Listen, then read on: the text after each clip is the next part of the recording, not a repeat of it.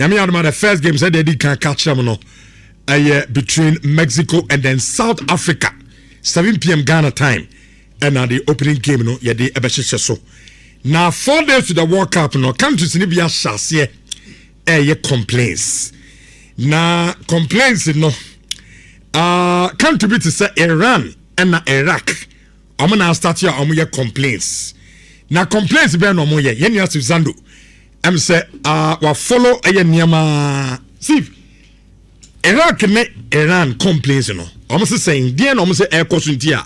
I'm say we are seeing na nti omo na a solution to whatever complaints are omo World Cup and Yamiadma on Thursday no.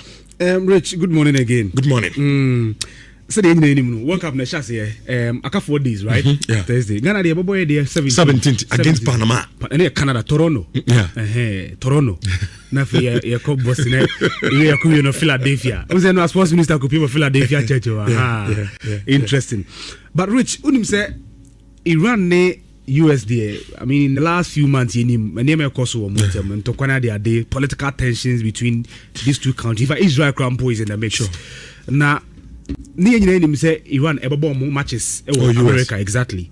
But then say because of Tawan exactly, or move relocate to almost say now move base will be in Mexico. Unlike Ghana, I won't say US.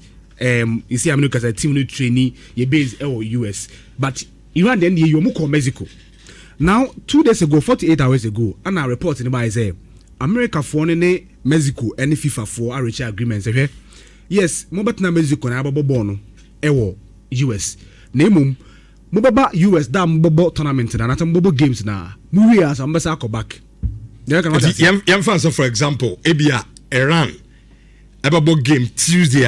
That day now. Tuesday free Mexico. Yes, that day now. America about game. US among Sanko.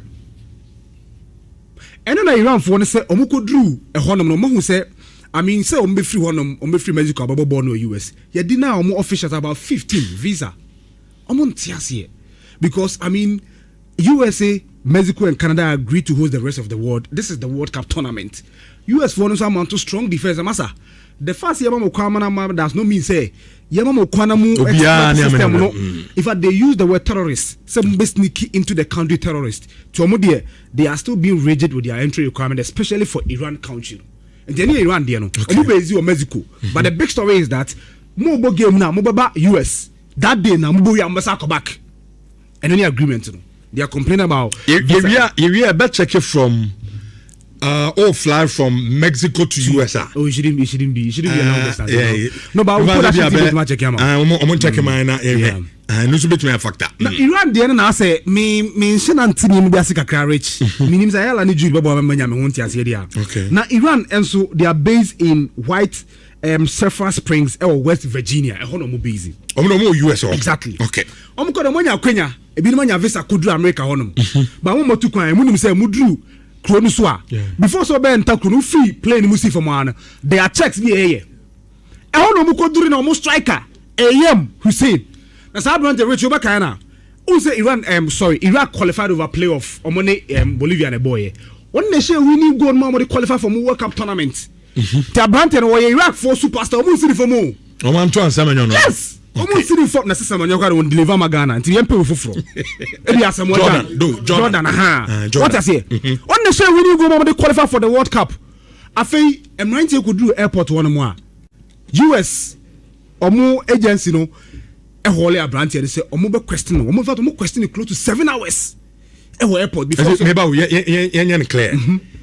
Iraq tip that 12 free omo. Yes, I could do America. I could do America. Yes. Omedu on almost striker. Yes. Omedu America at the airport. Yes. And now almost more questions via yes. 7 hours, close to 7 hours. In fact, BBC reported stories close to 7 hours. Wow. And we engage a brand who say almost star striker no. Then the entire Iraq for na buo funi say when he lead out the team. Ombesho goes to Abrante in the beshe. Odu airport am frustrating no. Abrante no nya. Yes. To mu we no. Okay. After 7 hours, and is unguram. Now omo photographer ba kon so ka ho omo do airport say chare ye hwe wani ma ho so nya botere be question. On the question of close to 10 hours. Photographer. Omo ni din komo after 10 hours am ka tell masa. Ye ma unko. And what on the outrightly omo deny so many room. So Rich, now the big story is that Iraq 2 officials almost strike Hussein on the question after 7 hours no Yemanira America chronim nemom almost photograph of the team nachine die almost money after 10 hours of questioning.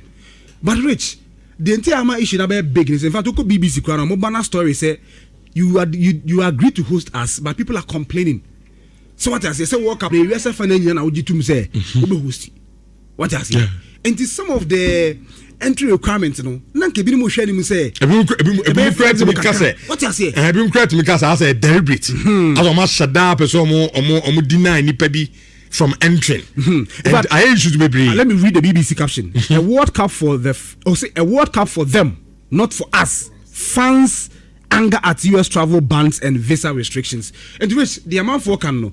And a US for say yes, we are doing say we still USF and but you say you cry a day and you were entry requirement. Moon political tensions among this country, especially Iran. In Timuba was exactly. We be posed as a player. Maybe I will come maybe a general the record and you play a general okay. That's it for that reporter or the Ayala. Me say some from free ho.